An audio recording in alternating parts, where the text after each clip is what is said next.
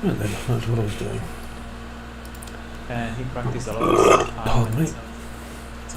self-control, to have power over his mind, and he even removed his own eye, and show the emperor how to commit and do Okay. As you probably know, I'm busy kind of building this section here. Just trying to get the measurements right wherever possible. As you can see, this area here is like getting there. Quite a lot to build, but I have a plan, and I'm going to see if I can incorporate and use it for can grade.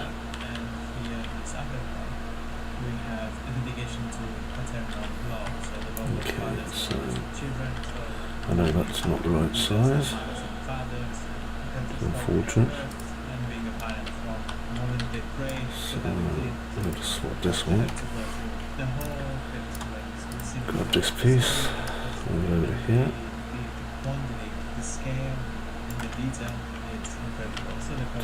Check that it's going to come down correctly. I don't mind if I have to make the wall wobble. To me, that's not really an issue. What I do mind is this kind of slightly off space. You have to really keep an eye on the level, because sometimes you'll get this drift. You want to avoid the heck out of this kind of drift. Okay, now let's move this over here. Let's turn this down a little bit. There we go. Okay, bring that down to here. Again, just making sure it lines up. Then I'm going to spin it around.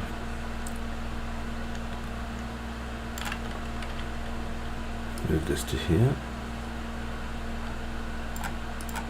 Again, let's come in, make sure these line up. Don't want any overlap, because overlap's going to break what I'm trying to do, and that's no good. Okay, so we can see that we do have some slight size discorrelation going on over here.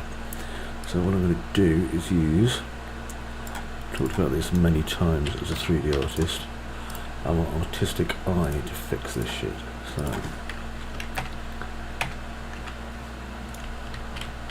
I just moved it up rather than across. Let's have a look. There we go. There. And that should give us enough of a straight piece here. Yes, there's a panel, but we'll have to make do with that. Same here. So I don't really care that there's a panel. What I care about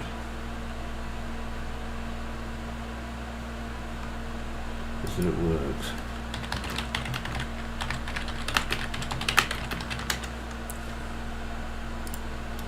Okay, so what I'm going to do is take this one and pretty much just move it into here. Probably going to have to use it in tens. There we go. Problem with this, I've got to keep it to tens, otherwise it's going to look weird. Okay, next. Do the same again over here. If you know, you know. Swing that through there. There we go. That's not too bad actually. So that only leaves this one as the problem. And we should hopefully be able to get away with some of it. Because I quite like a little janky curve here anyway, so there we go. There, look at that. Glorious. See that? I see this so often in old architecture in the United Kingdom, you know. My grandmother used to teach at old schools, and you know, you'd go to like these ancient old schools that have been standing for like hundreds and hundreds of years, and the corridors would all be like this, just weird, adapted, kind of twisty things. It's awesome.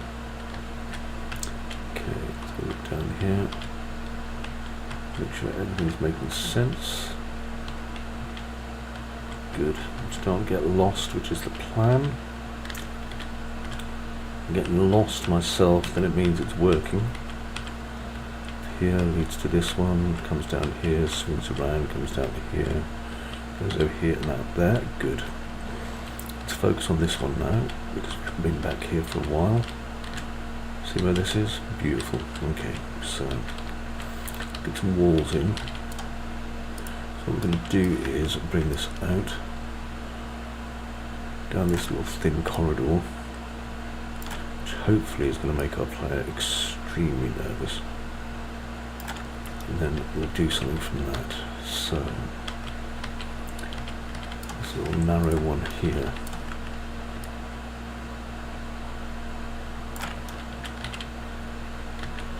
okay, that's lovely and narrow incidentally. And in case you're wondering, yeah, I've literally seen corridors like this before in the United Kingdom. So, not uncommon, trust me on this.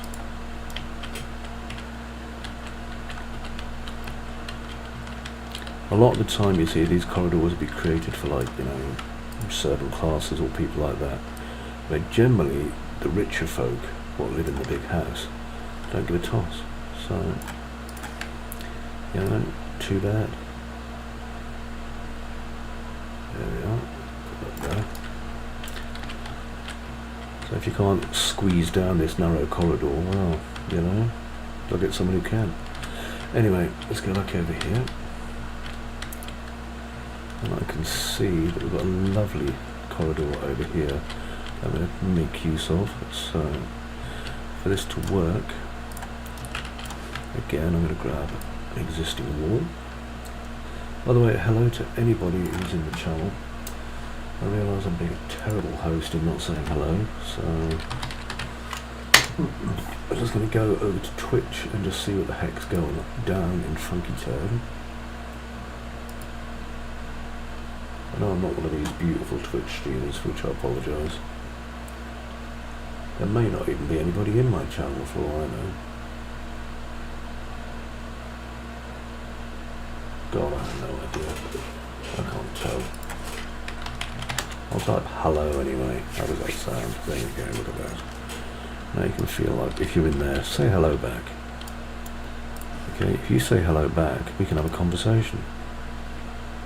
Well, that'd be wonderful. I can talk about game dev and all that is. And yeah, that'd be nice, that.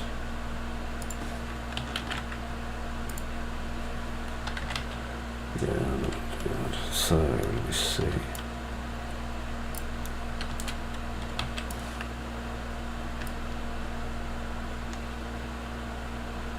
I may do a quick run through of the entire game just to make sure everything's working again.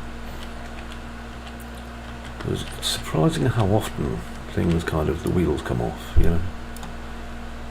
And it's frankly astounding. So,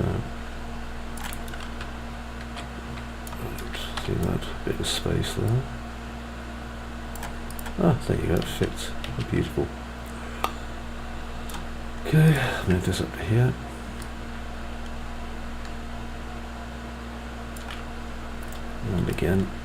And again, remember, we're going for these corners.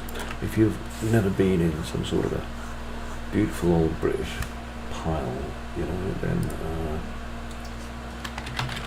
you know what you're missing, really. Just going to shoot a quick email over to somebody who wants to be my mentee. Oh, how lovely. Okay, so let's see, I've got an email from Kyle. Hi, Kyle.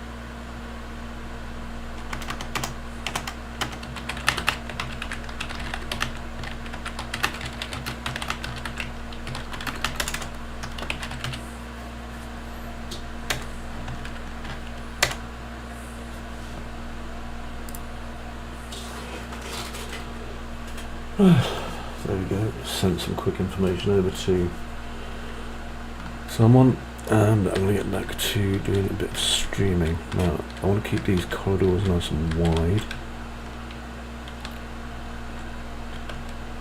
so I think it would make sense to grab this piece, put it over here on this. I'm just going to quickly check my paella.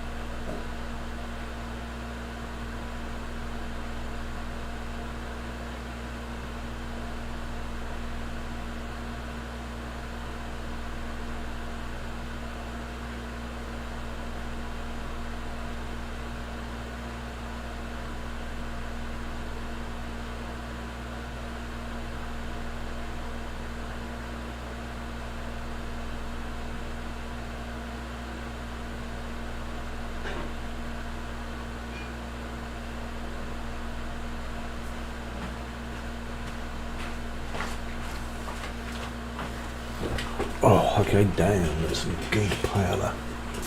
Now I'm a happy camper. Let's have a look. I'm just checking some documents while I'm doing this. Oh, nice. So I've modified 369 videos on my YouTube list. That's pretty cool. Alright, I'm just updating my YouTube because a lot of the videos on there are kind of, they were thrown up when I was, you know, just couldn't be asked. What usually would happen is I would record, you know, a couple of sessions, maybe like 10 hours of tutorial, and then I just CBA to upload it. So I'd upload the video doing the most basic possible job, and then when it was done I'd be like, great, that's done, description, this is tutorial 20, part 224 of 3926 or whatever. I'm going to leave it, and the problem with that is, of course, it's not really very descriptive.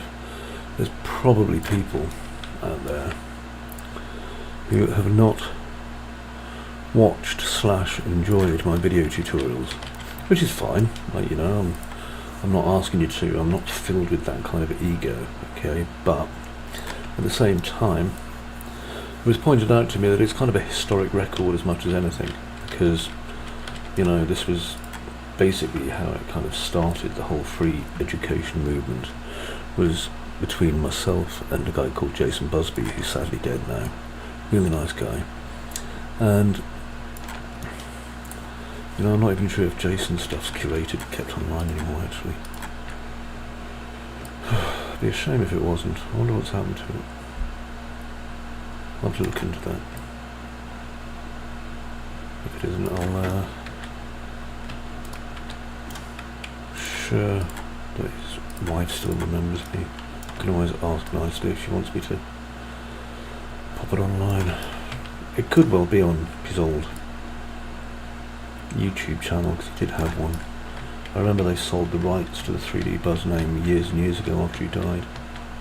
I always felt faintly sad about that, because obviously it's a very personal thing when you make a YouTube channel. Tutorial channel. So, I mean, you know, you've got to remember, it's not like, well, I suppose it is like Twitch streaming nowadays. We're sat in front of like a video camera recording this stuff. And I mean, I know some of my sets are like 100 hours, and I know some of his sets were like definitely that long.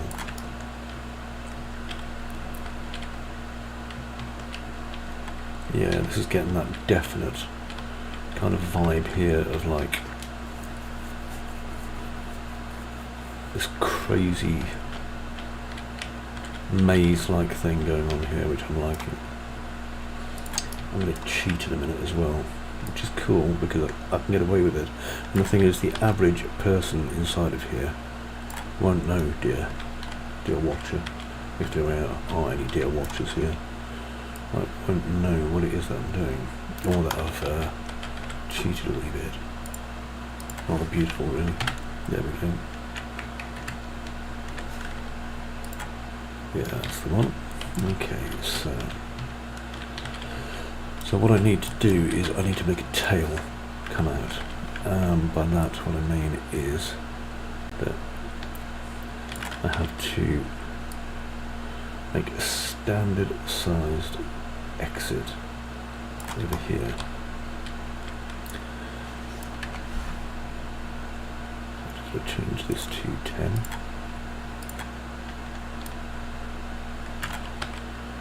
I'm going to take my powder off the heat in a minute as well, because it's smelling really nice, so I don't want to spoil it. Anyway, so what I'm doing is I'm making a tail here, right? Now, by doing that, if I'm exceedingly lucky, what I'm going to be able to do is basically affix everything else onto this. Okay, so what I'm going to do is I'm going to make a room here, and this room is basically going to act as kind of a connection hub, and this connection hub is going to allow me to pretty much just snap on the second half of the room onto this. Just make sure this is properly lined up though, or it won't work. And then all I'm going to need to do, yeah, look at that, that's nearly right. Yeah, so all I'm going to need to do after that is, oh, what's it called again? Yeah, just kind of connect the two parts together. So, what I'm going to do here, I have an idea, actually. Yeah, that's going to be absolutely fine. So, it doesn't matter that these two are a different length, and you'll see why in a minute. By doing so, what I'm doing in essence is creating myself a key. And by doing that, I'm going to know that it fits into place, and that's massively important. Okay, one more.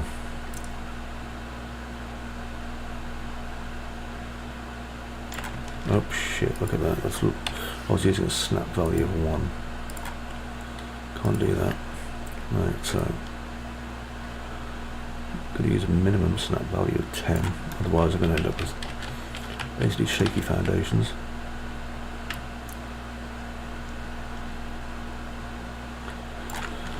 Okay, now this one. Shout out hello to whoever it was who was on my channel this morning who left a message. My apologies that I did not see. Okay, so here we are. So we've got Xmit 454 here. So what I'm going to do is I'm going to go all the way back to my earliest Xmit. And what I do is I choose interesting names. Okay, so what that means is I have 455 pieces, all called Xmit. And you may be like, well, why did you do that, Chris? Well, by doing that, that means that I can select only the Xmit pieces. Okay, I know I could use layers or any other kind of witchcraftery that I wanted, but by doing it this way, it makes my job considerably easier. Now, I used to do the same sort of thing in 3ds Max back in the day, as we call it. And the plan is, there, look at that. Are we close? Oh, we are close. Right, so what I'm going to do now is just move it 1 unit first, another, there. See that? So by doing that, we have now basically copied this Xmit space over here, and thus increased heftily, okay, this piece over here, which is glorious. That's exactly what I wanted to do. Now, another thing we can do, a quick look over here. I need to see, yep, there's a door there, you see that? So what that means theoretically is I can now take this Xmit space, duplicate it again.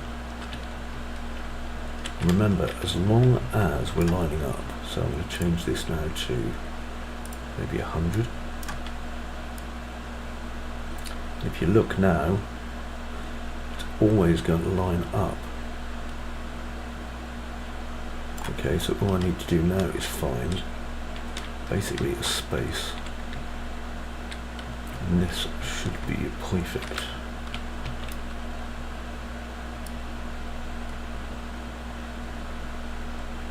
Remember what I said, it's important to line this fellow up. There we are. Interestingly, the floor doesn't quite align. I wonder why. It's probably because it's on an angle, actually. That's okay. You can always fix that.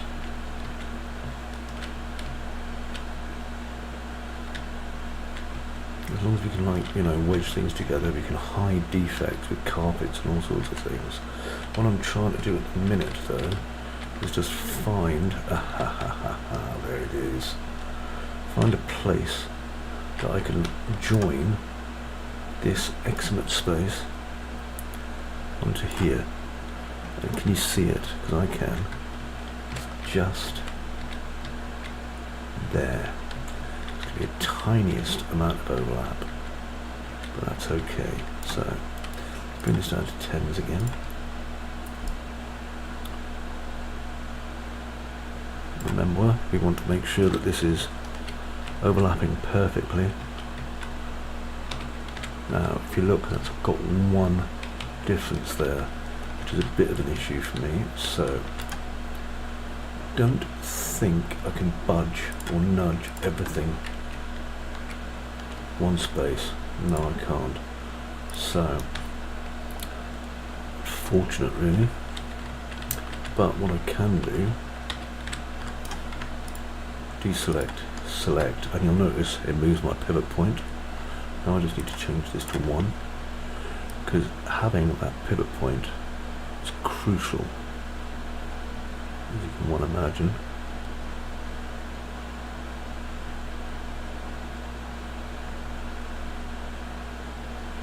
There, that's the one. Okay, so now all I need to do is turn this back to 10, and I should be able to dock this wall into there very nearly. Okay, so let's now do some minor adjustments. There we are.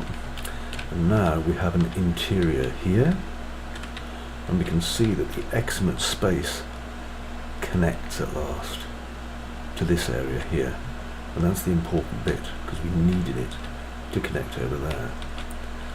We also have some rather nice spaces over here, so what I need to do now is work out where the holes are. So let's go through it. So quick track, never mind about the floor, we're just interested in holes and spaces. Okay, we've got some lovely chase areas here as well. I know the shadows are really cool at the minute, but we're going to have to accept that shadows are unfortunately going to be lost eventually, which is a great shame. Now look at this, just absolutely lost as hell here. Oh, that's beautiful. That makes me happy. And we're literally at the section that I want to be at, more or less, so that means that I need to close up here with this edge. I'm going to need to close up probably, have a look down here, because I think we've closed this one up, and we have. Oh, glorious. Yep, that's closed. So what else have we got? This area here is open, but that's okay, because let's see if we're connecting over to here. Lovely, yeah, that's absolutely fine. So what we have here is basically completely manageable and exactly what I'm looking for.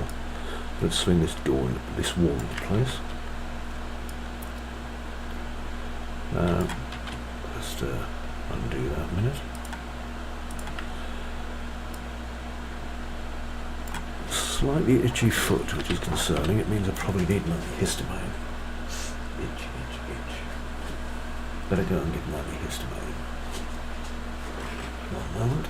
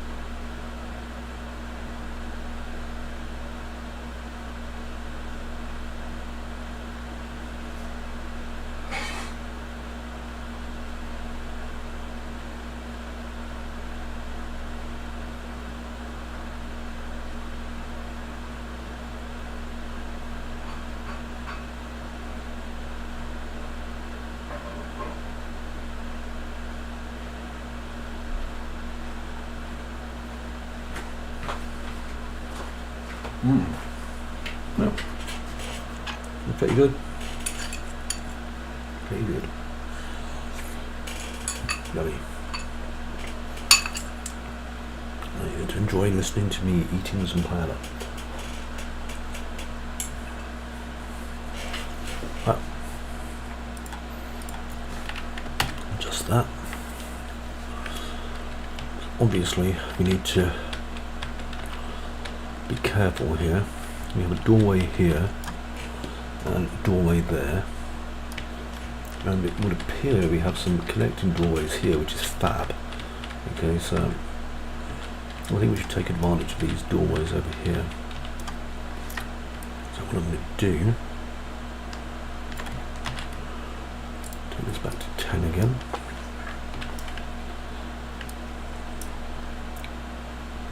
Put this one here.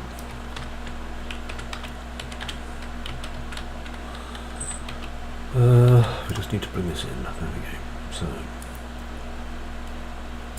on there, and turn this one around. Get that one in.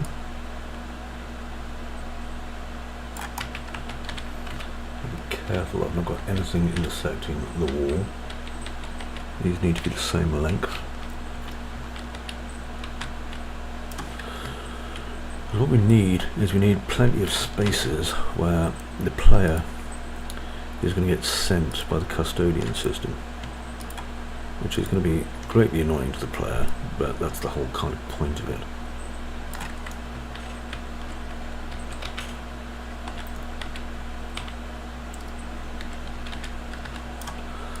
Okay, now let's swing this around. Let's close this down the old-fashioned way. Why do that? You know what would be really cool is if the player can just see through here, because I don't know if they can get through or not. I'm kind of hoping they can't, because if they can't, to me, I think that's amazing and awesome.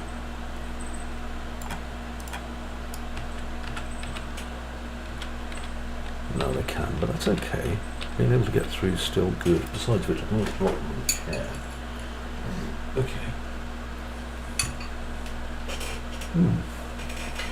That really is quite nice. Okay, so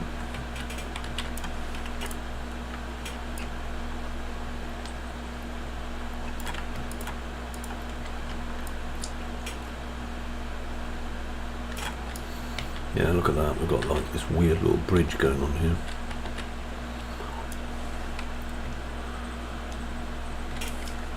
And we can fix this.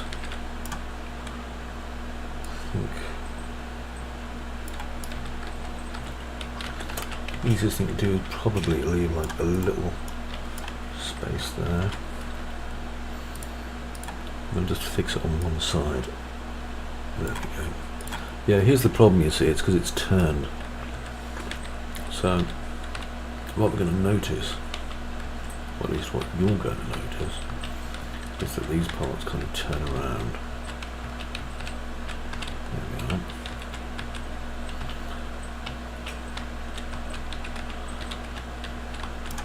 I did assume that these were square. Let me just check them. Yeah, they are. They're square. Yeah, they're figs.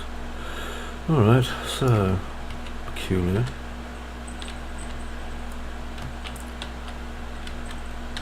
We can get a solution to this. I'm going to come back to this. The solution I'm going to use is actually quite a cunning one. Also look, doesn't line up. You know what?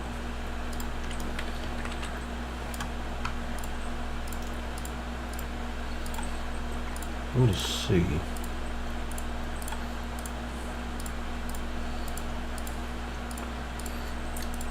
Because I think it might be easier basically to redo the floor so they all face the same direction. Otherwise I'm going to have myself a whole lot of misery. You know what I mean, right? So if I just select these, and I'm just going to use my select tool. Now bear in mind I can't use marquee select very easily. See, because it just kind of deselects stuff when I do it. The select tool inside of UE is notoriously finicky. But I don't have that many pieces to select at the moment. And I'm at the point where I need ideally to see floor itself so I can understand things better. Now, what's the reasoning for this, what I call eximate, right? So this is eximate space. Well, the hotel's a machine built by, you know, a genius, and it can reconfigure itself, but when there's no one really around, which is what's happened for a very long period here, the hospital doesn't really understand how to reconfigure itself to nobody, and so it starts making these little eximate spaces and then breaks down. So the player comes across them and they're all like, well, what do I do here? Why is this all weird like this?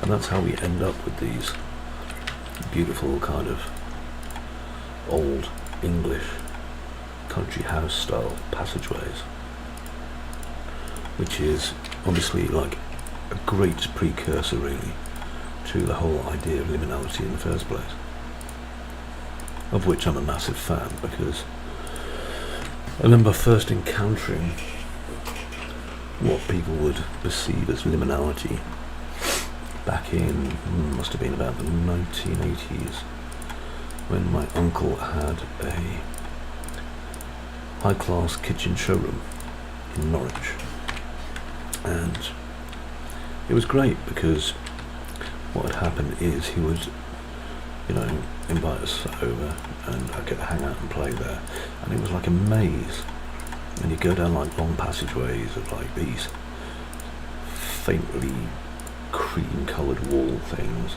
and you come across like a bathtub or a bathroom just set up in the middle of nowhere on like a weird perch, or you'd come across like a kitchen, a fully outfitted kind of kitchen with no food or anything like that, and it was so peculiar and so awesome because it just felt so subtly like,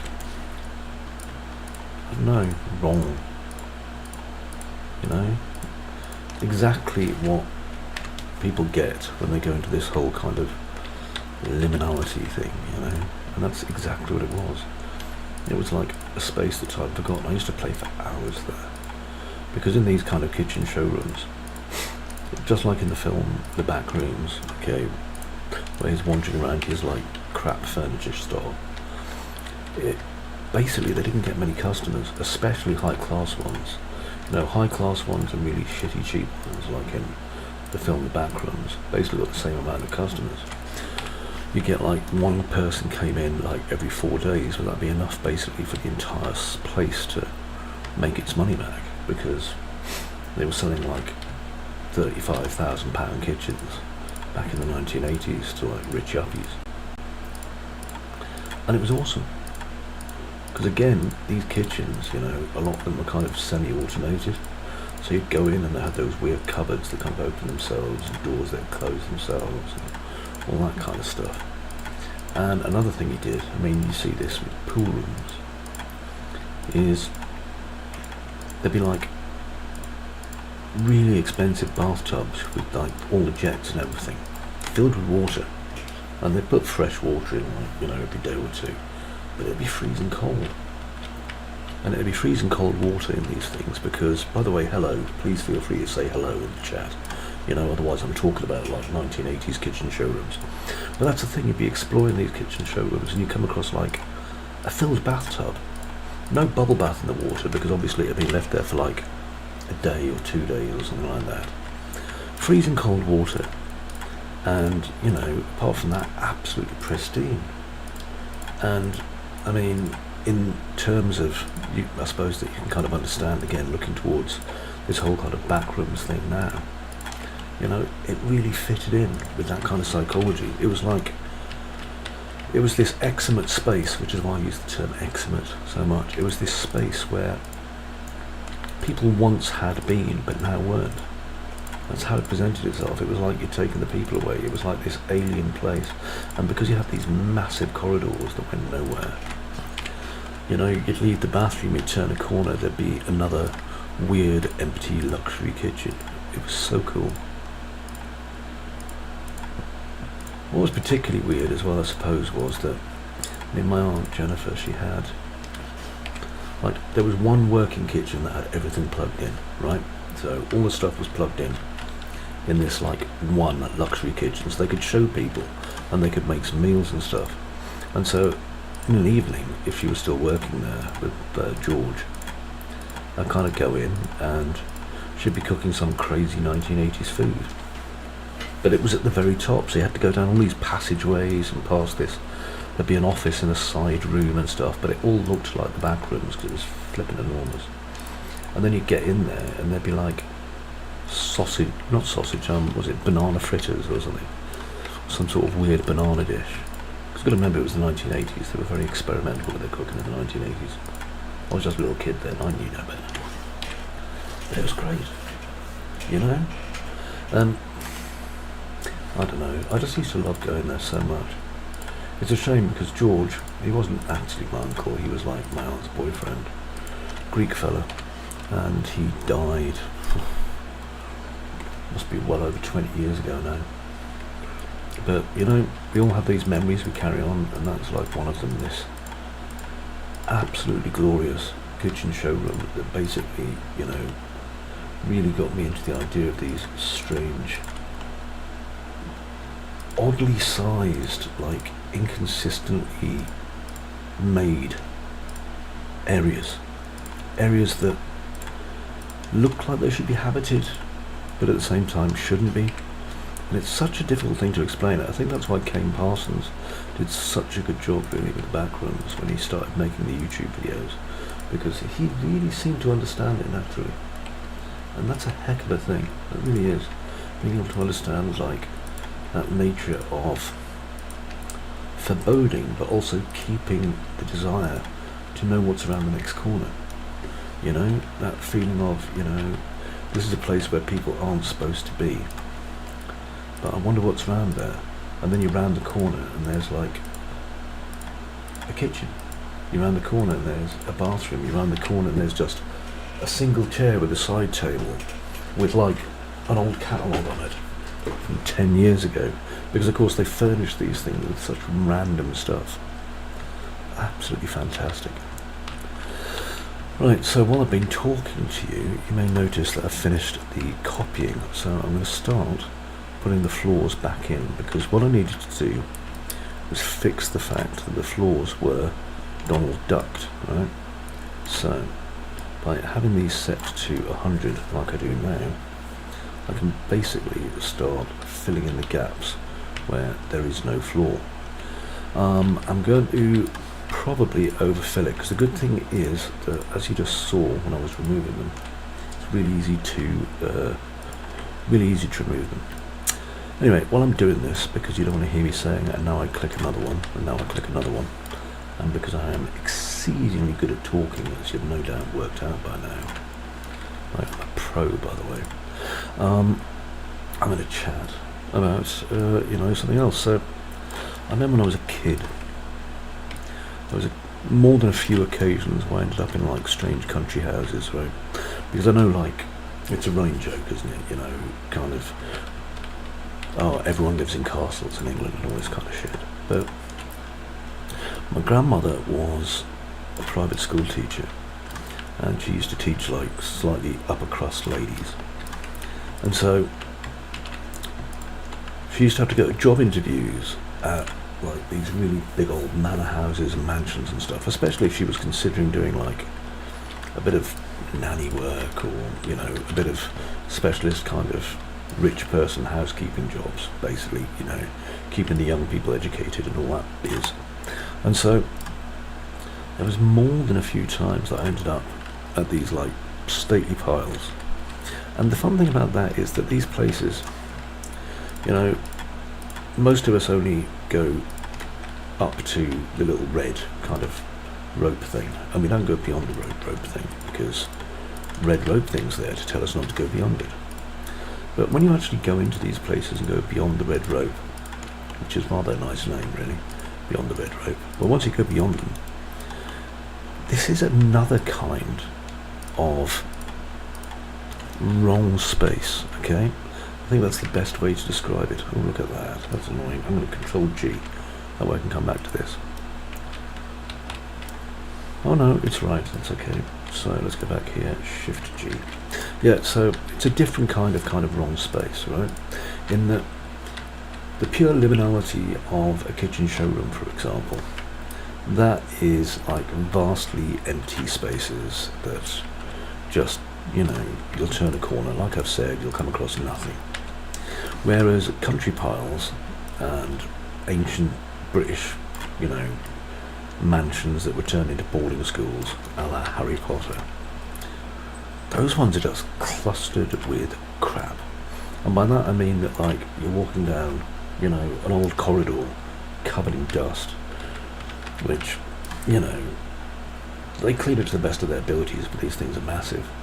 And everywhere is ancient paintings and side tables that are immensely expensive, and china ornaments that cost more than the average small house, and all this kind of stuff just everywhere, okay? And it's that kind of, I don't know, I suppose putting it into a perspective in a way, it's Control G, I'll just get rid of that. It's the idea of too much stuff, like the opposite of liminality.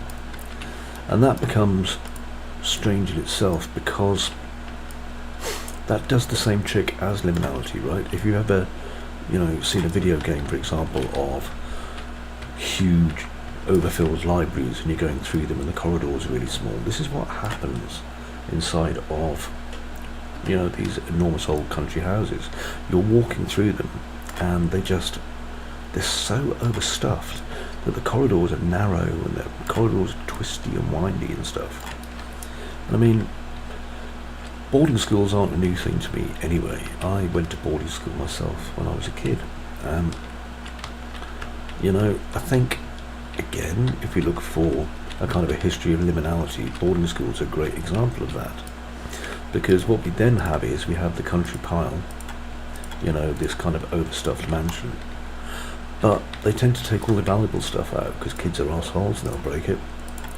And so instead of having these expensive things filling everywhere, you've got like white painted tables, cheap army beds, like all this kind of stuff. Because don't be fooled, you know. Yes, these private schools could be expensive, but, you know, they were glorified like presents for us kids, really. And again, it's that sense of, I don't know, architectural wrongness. So you've got all these weird kind of twisting, tapering passageways, and then you turn a corner and there's like a wardrobe, and inside the wardrobe is a fur coat and, I don't know, like an old book and a mug and someone's shaving kit. And it's that randomness, it's so good, that random feeling of, like, you know, finding basically this nonsense in there. So lovely. Just going to keep going. Down there, by the way, you can see the scale of the water pump system, which is all the way on the bottom. Okay, so making a bit of progress there. Let's go over here. I've still got some ways to go. I'm going to save it. Not save and take a moment or two, because I'm using OFPA, and OFPA is one file per actor. I'm going to see if my potential new mentee is knocking around. Nope, nope, nope, nope, address not found, good start. Yep, okay, that's cool. Right, so, hello, by the way, people in chat. I know you're listening to my relaxing English voice, that's cool. Do feel like not shy, just come and say hi, that's what I'm here for. I will then say hello to you. We can have some back and forth. It's jolly exciting. Promise you. I very rarely bite. Okay, I'm just going to select these pieces. Hey, how's it going, Crosswind? My dude. You've been listening to my stories of liminality. I've been talking about that shit for years, man. How you doing?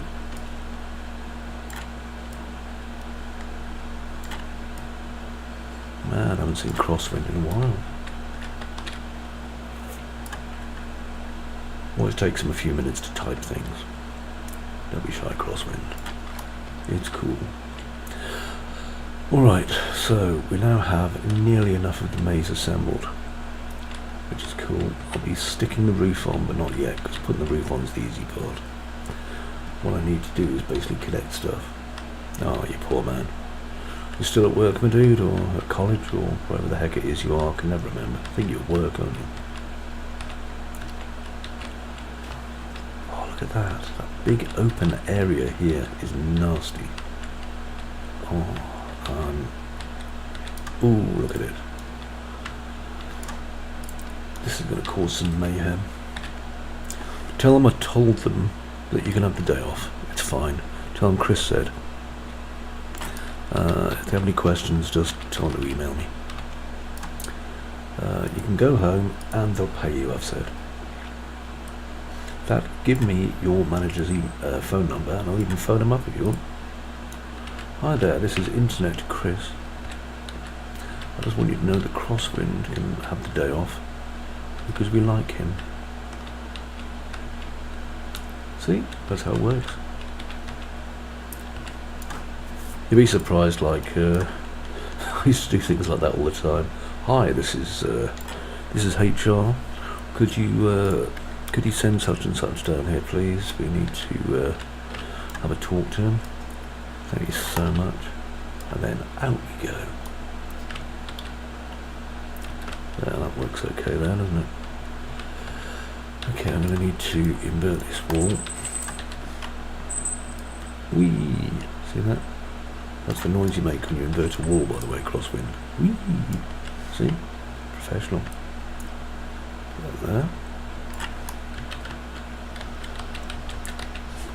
There we are. Then again, of course, this could be why I used to get fired a lot in my early 20s. Happened a lot, man. A big lot. There we go.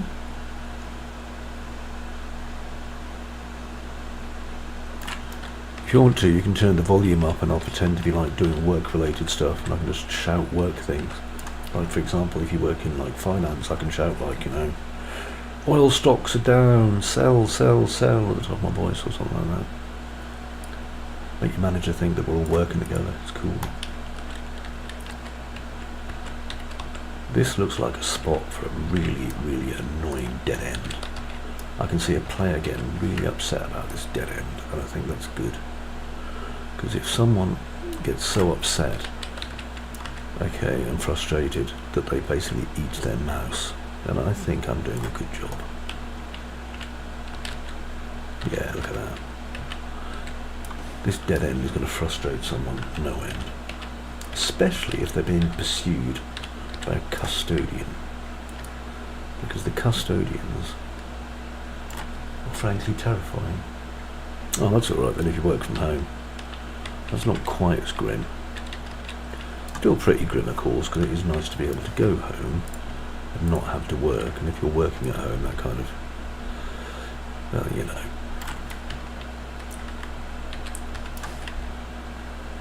And when I'm on contract for Epic, actually, it's quite nice not having to do anything.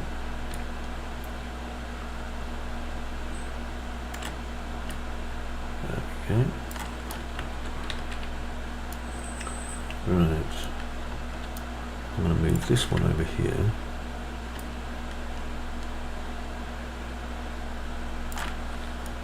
And then I'm going to correct it because it's obviously not in the right bloody position, because of course it isn't.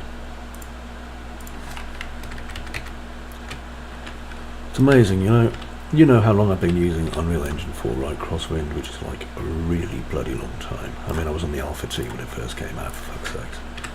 And it's like yesterday, I finally worked out that I could actually use the, what's it called again? My head. Alt and arrow keys to move objects around. And I'm like, you've got to be kidding me, right? So if I come down here, line this up, make sure it's selected, I can like bump it into place using it, usually, if it's set at the right angle. There we go, that will do. I'm going to take this piece out.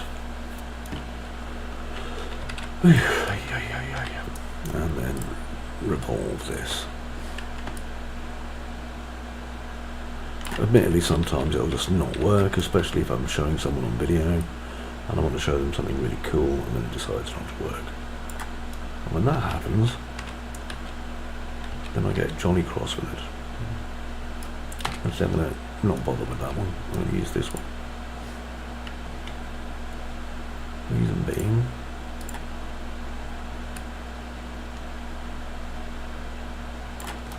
put that in there and swing it out. And bring that up to there. Make sure this corner is closed. Lovely. That fixes more than a few problems. Now I just need to connect this over here. Hey Crosswind, do you want to see something cool? Let me know when you want to see something cool and I'll show you something cool.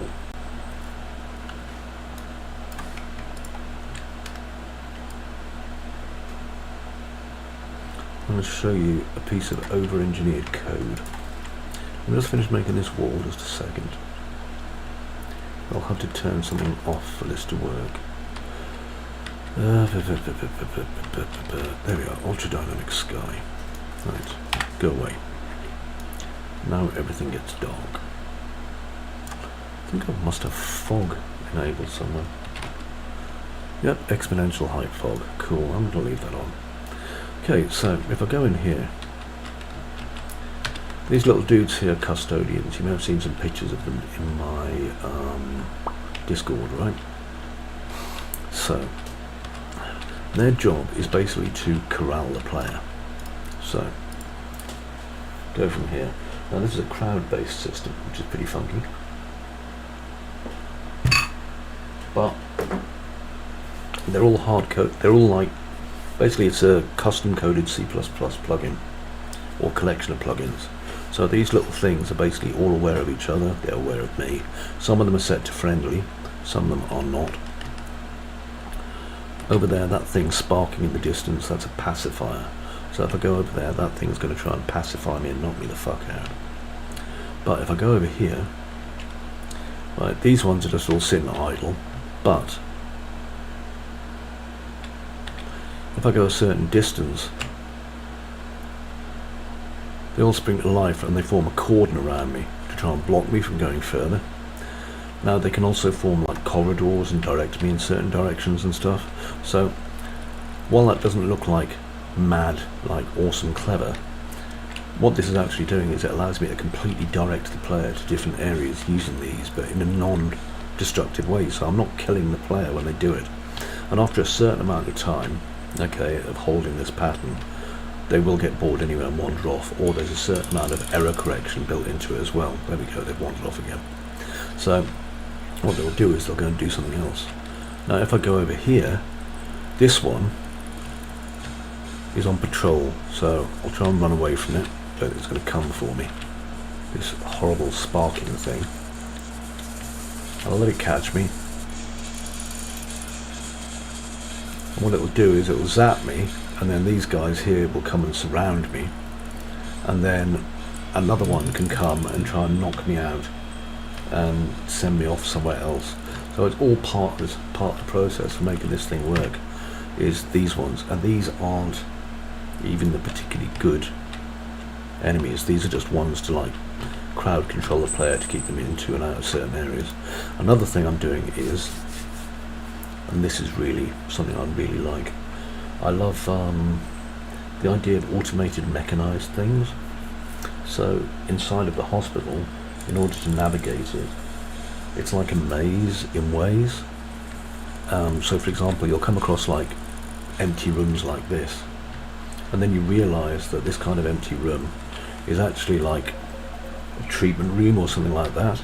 So if I just press the button for it, if you just watch,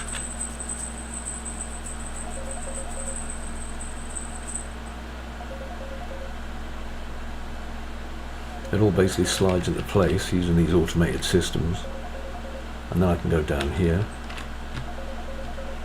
and that takes me through into this section, which is P fun. And then of course I'm going to try and get up here. These guys are going to spring into action. Going through you. And of course this leads me into this eczema area over here, which is cool. I'm just going to have to take a quick phone call because someone's determined to phone me.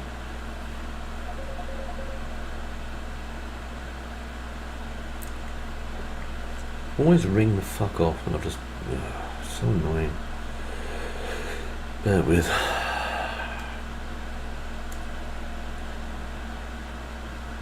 Right. Won't be a second.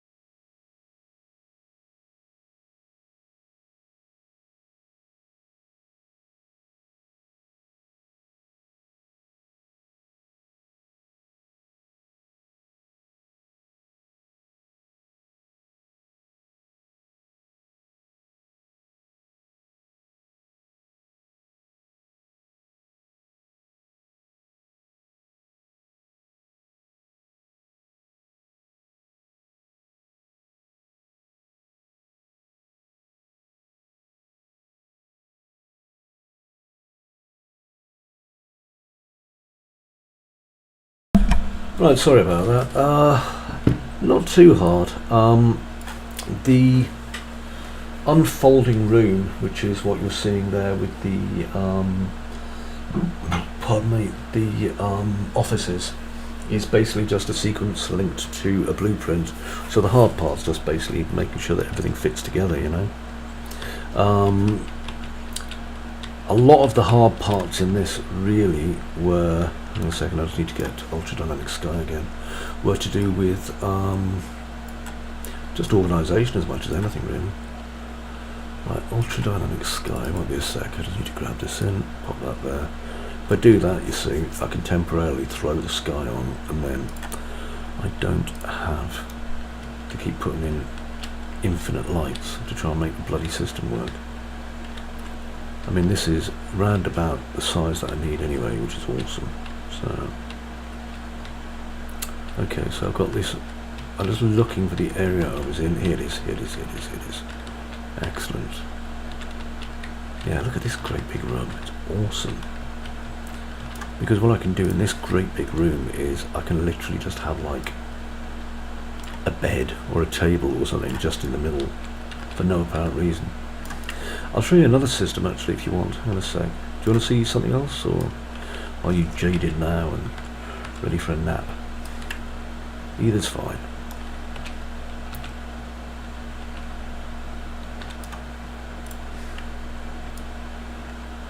Okay, give me a sec. Let me just put this into place, and I'm going to set myself up a quick, what do you call it?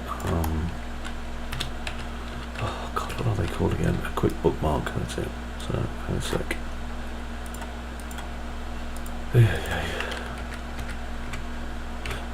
I learned a lot basically from the mistakes I made inside of the wiki, of which there were many. I mean, for me, a lot of the wiki was, it was beautiful, but it was fundamentally a bit boring. It was filled with bugs, and it was a lot of potential that was just not realised. And I know that Amanda said like more than a few times, oh, you should just, you know, go back to it. remake it, whatever, but I just didn't want to. It was kind of disheartening how, I don't know, just never got it finished. Anyway, hang on. There we go. Save, and I'll put a bookmark here. Right, so, save. Give me a minute.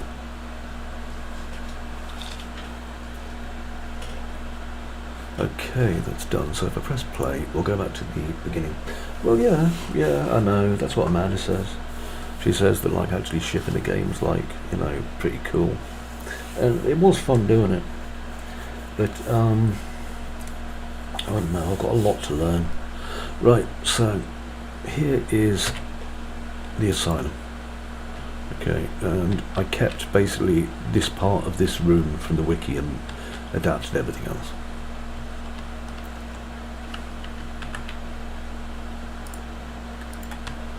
So I'm going to go in here and get the bracelet.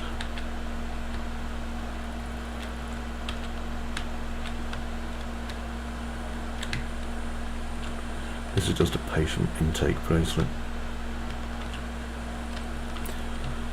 I must admit, like, this game is way more optimized than the wiki was as well. It's like I spend a lot of time basically optimizing its FPS and shit. Here we go. Right, so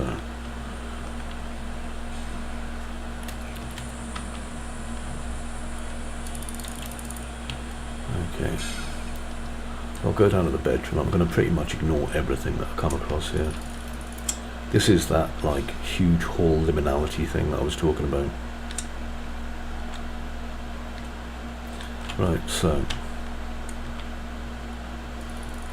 obviously I know where everything is. So the first task the player has is they have to get through this bit here. Okay, they have to find the lounge and activate the music box. So you find the music box, but you can't turn it on because the music box needs a disc to work. Okay, and without the disc, the music box ain't gonna work. So you do get a pretty obvious clue that, you know, your room's being made up because you're a patient in this hospital and you should go to your room. And if you go to your room, there's a free gift there waiting for you, which is a music box disc. So you have to wear the bracelet. Bear in mind I've accidentally got sunlight turned on, so it's not going to look as atmospheric. But I've got my bracelet, so the system recognises me. So when I walk through here, it's going to assemble my room.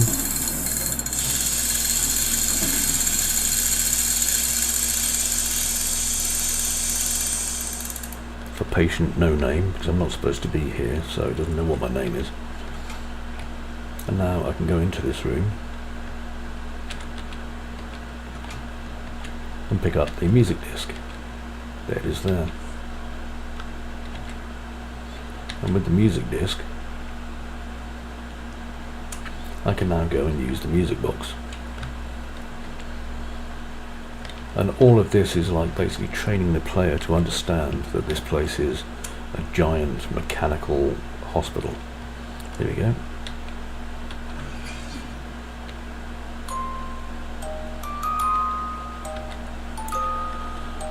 And if you watch, you'll see. Takes people a few minutes, and then there we go.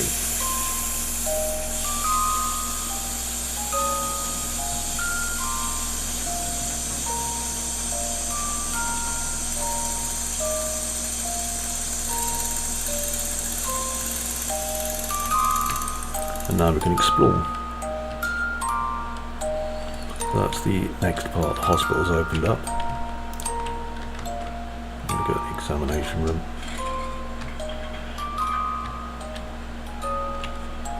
I think there's a torch over here actually.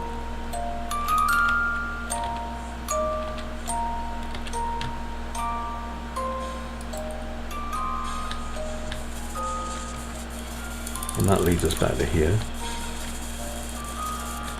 And yes, you can fall through the floor, and yes, you will be killed.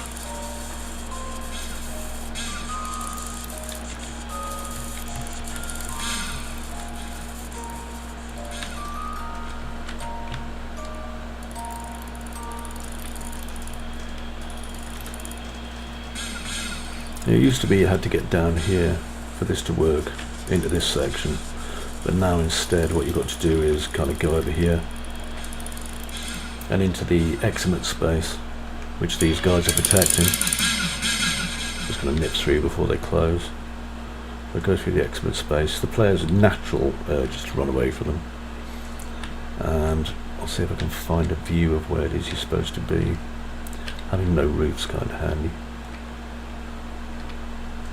Now this looks like a very easy maze, but the player is being pursued at all times by custodians, and they are going to give you a very bad, a very scary, very unhappy time. Yeah, so that's where I'm supposed to be. You see that desk there? So I've got to finish the track to there, and that will eventually get me down here into this area, and the finish of this level is over there. But in this section there's 20 custodians, all going to be hunting you down and giving you a very, very, very difficult time. So that's going to be kind of fun. Right, let's go over here. So that is where I'm up to at the moment. On this level anyway. This is the interior of the asylum level, the exterior and Gondola Island and the rest of it done.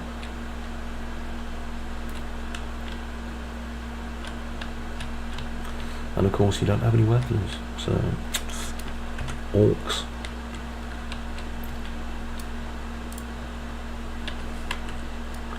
There we go. Get back to putting things on top of other things.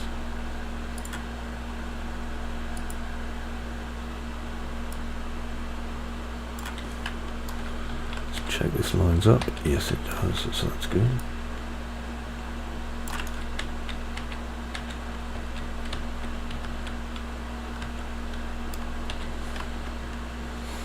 Now another one here.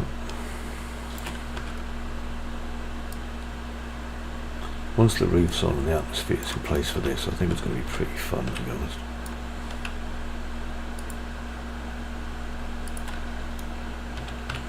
Well, I mean, this isn't an empty liminal space game, this one. This is... the liminality is really kind of a side effect. It's not specifically built with that in mind. But, you know, hopefully people who like that sort of thing might enjoy it anyway. Like I say, the complexity for me is that I'm not trying to recreate something that people would see as a typically liminal space experience. I'm trying to make something that's more, I don't know, similar to the kind of stuff I saw as a kid that really kind of inspired me with its weirdness. I think I can probably, let's have a look and see how narrow that's going to be. No, it's going to be too narrow. Way too narrow, in fact. So that door there looks like it's trying to come out there. I don't think it should. I think this should just shut like that. But I think that's going to be pretty flipping infuriating.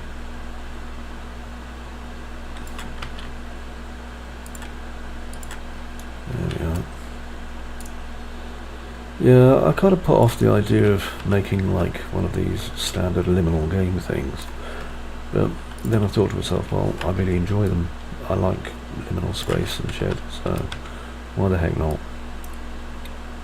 I don't care if other people like it or not, just get on with it. So once I got to this phase and that started happening, I mean, kind of fun. There we go.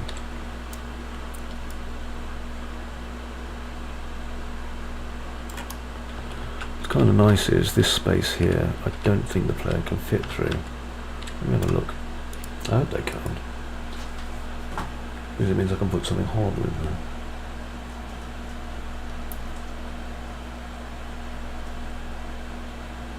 And again, this kind of space is real. Oh, look at that! You can't get through. Oh, nice.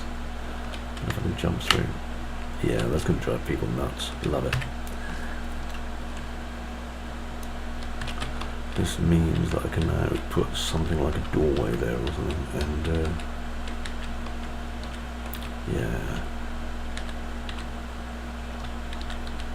yeah, it's really fun. I like that. Okay, so I'm going to use this and this.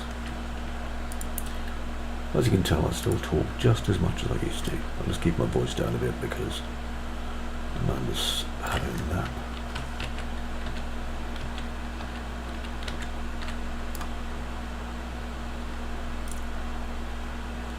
There we go.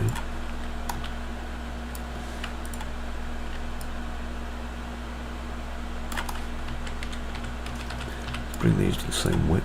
There we are. Yeah, tomorrow, if I've finished doing the corridors by then, I'll try and make a point of showing you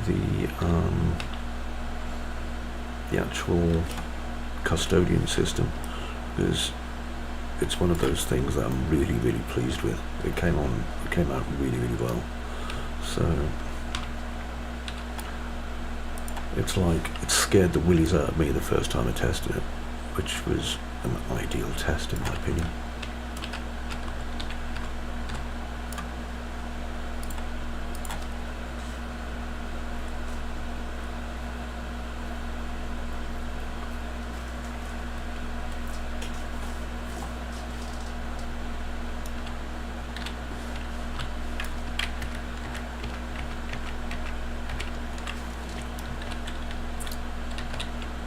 Quite funny, I had my son who was working at a convention with me over the weekend.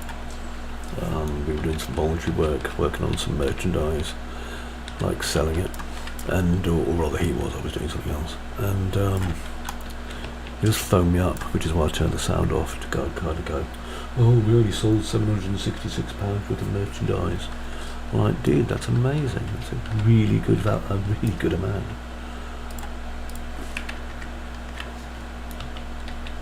Because it wasn't with the aim of making profit, so that was actually excellent. There we are.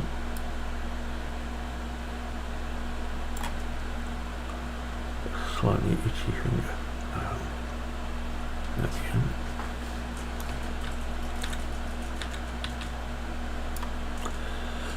I think this one can go over here. I love the idea of basically leading the player on a bit of a merry chase.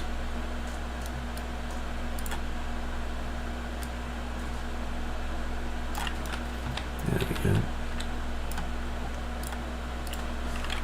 I'm going to have to borrow back my Stream Deck controller because I gave it to my son to use and I know he's not using it. And I've been putting off buying a Stream Deck Unreal Engine controller. I think I want it now, because I think that macro is going to be a godsend. Right, if I connect that up, there's going to be no space, so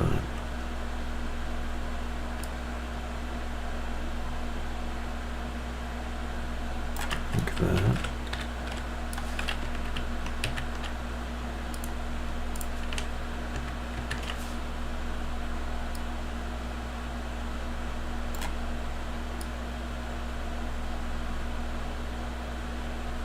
There we go. Yeah, that works. Okay, I've got a slightly itchy finger. Ow, ow, ow. I appear to have 129 followers. And then it says on the other window I've got 128 followers. So, something's going on there that I don't understand. Then again, that's the story of my life, really.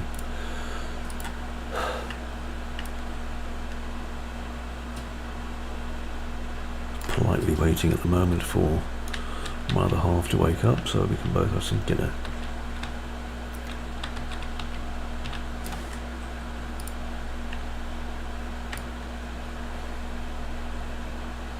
Although there is a chance that you won't wake up until tomorrow, and dinner might be wasted. We'll see.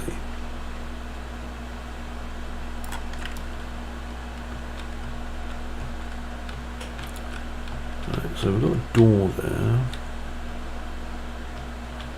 And this door comes through here, and down there and connects to this door. And what's in here? Oh, I know what's in there. That's fine.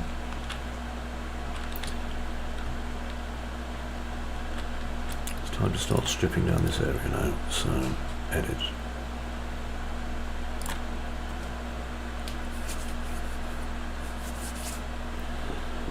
Give it a minute. There we go. Make sure everything's saved actually.